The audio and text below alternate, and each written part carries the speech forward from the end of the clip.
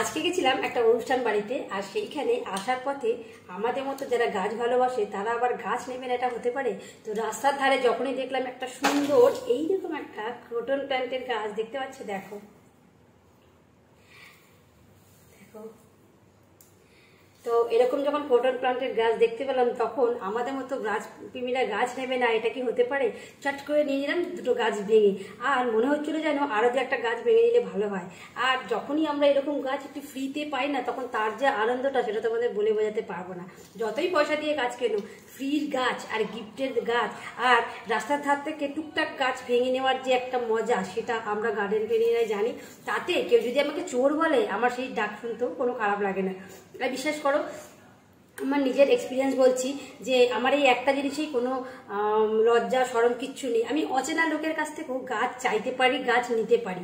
তবে হ্যাঁ, চুরি মানে কি সেই রকম চুরি না যে না বলে আমি তার কোনো গৃহস্থের বাড়ির থেকে গাছ নিয়ে নিলাম, সেটা কিন্তু না। যদি দেখি কারুর নিজস্ব বাড়ির গাছ, তাহলে অবশ্যই তাকে আমি ডেকে দুটো ডাল চেয়ে নিই।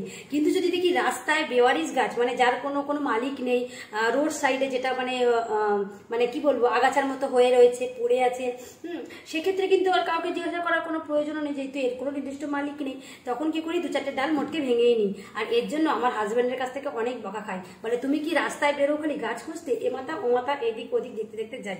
মানুষজনকে খুব কম দেখি, হয়তো এরকম হতে পারে কোনো চেনা লোককে দেখে আমি দেখতেই পেলাম না, সে হয়তো আমাকে ভুলও বুঝতে পারে যে দেখো রাস্তায় দেখা হলো অথচ কথা বলো না। কিন্তু আমি যে কি মানে কি হিসেবে যে আমি রাস্তায় বেরিয়েছি সে তোমাদের বলে বোঝাতে পারবো না। আমি রাস্তায় বেরোলে মানুষ খুঁজি না, রাস্তায় বেরোলে খালি দুই দিকে ভাবি, এইদিকে কোনো ফ্রি গাছ পাবো, ওইদিকে নর্দমার ধরে চাকায় যে কোনো ফ্রি গাছ পাবো। আর নর্দমার ধার থেকেও বিশেষ করে অনেক তুলসী গাছ আমি পেয়ে গেছি। আর ওইরকমভাবে অনেকগুলো গাছ আমি নর্দমার ধার থেকে, রাস্তার ধার থেকে নিয়ে আসি। বিশ্বাস করো, চেনা লোক যদি আমাকে ভুল বোঝে, তার জন্য আমি করজোরে প্রার্থনা করছি তারা যেন আমাকে ভুল না বোঝে যে আমি তাদের সাথে কথা বললাম না কেন। বিশ্বাস করো, তাদেরকে দেখতে পাইনি হয়তো, কিন্তু দেখতে পেলে নিশ্চয়ই কথা বলবো, এমন নয় যে অহংকার আমার।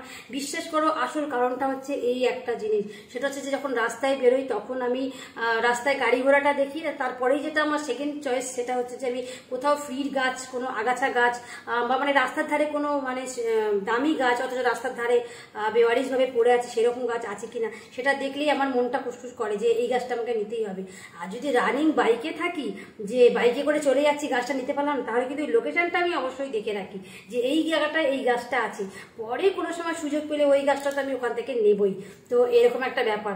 তো যারা কেউ যদি আমাকে দেখে থাকো যে আমি কারোর সাথে কথা বললাম না রাস্তায়, তো এই SMS এইটা তোমরা বেশি করে শেয়ার করে দিও, যাতে এটা একটু বেশি করে শেয়ার করে দিও, যাতে তারাও এই ভিডিওটা দেখতে পায় এবং মন খারাপ না করে। তো দেখতেই পাচ্ছ আজকের এই ক্রোটন প্ল্যান্টটা কিন্তু আমি ওয়াটারেও গ্রো করতে পারি বা সয়েলে ট্রান্সফার করতে পারি। তবে যেটাই করবো তোমার সাথে নেক্সট ভিডিও আমি শেয়ার করবো। আজকের জন্য এইটুকুই।